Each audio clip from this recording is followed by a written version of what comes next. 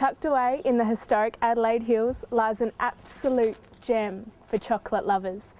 Melba's Chocolate Factory was started almost 30 years ago by Joy and Graham Forrestal, who started making chocolates in the wash house behind their Adelaide restaurant, aptly named Melba's Chocolate Factory.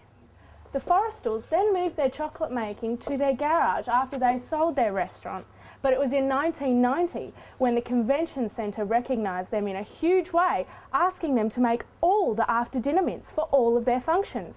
This required a bigger premises. Left to languish after a fire ripped through it in the 70s, this building was once home to another historic South Australian landmark, Farmers Union. If you're ever in Adelaide, be sure to try a famous Farmers Union iced coffee. But for now, let's go and try these delicious chocolates. Now, even though we can't actually go into the rooms where they make and mould their beautiful chocolates and lollies, we can see them through these windows that the Forrestals put up so that we can watch every part of this delicious process. Yum! Melba's Chocolate Factory is open every day of the year except for Christmas and Boxing Day. So next time you're in the Adelaide Hills, make sure you venture up to Melba's Chocolate Factory. Your taste buds and your endorphins will thank you for it. Yum! Hi kids! Now, do you suffer from asthma or are allergic to dogs but have always wanted one of your own? Well, do I have good news for you.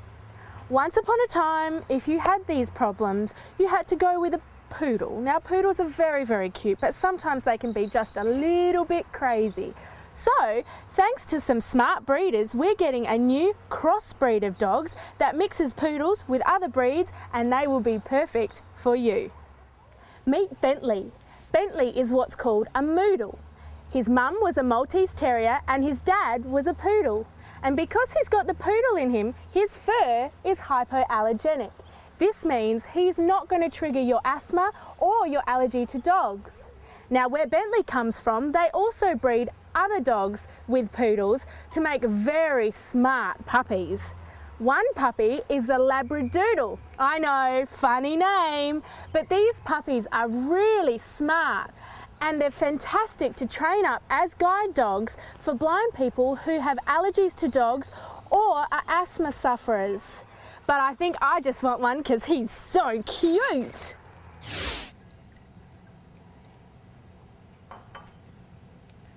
Drink spiking is on the increase in Australia, with teenagers being targeted.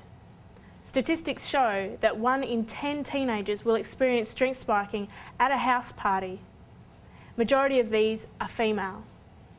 We cross to one teenager who has experienced just that, which landed her in hospital with many complications. We cross now to Andrea Buckley in hospital, still dealing with these complications, to hear her story. Now, we've all heard about third world countries ravaged by war, sometimes natural disasters. They're living in poverty. They have no shelter, no food, no access to education. But what about those women who are pregnant or having a baby during the time of these disasters? What access do they have to the health care that we take for granted? I'm sure you know someone who's had a baby, is about to have a baby, or you yourself has had a baby. Now, how would you cope without having that simple access to a hospital or having a midwife or a doctor there at the birth of your baby? Or even just those plain and simple sanitary items that we take for granted?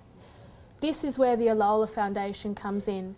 This foundation was started by the First Lady of East Timor because she saw a need for these young women to be cared for and have access to the simple items that I was just talking about.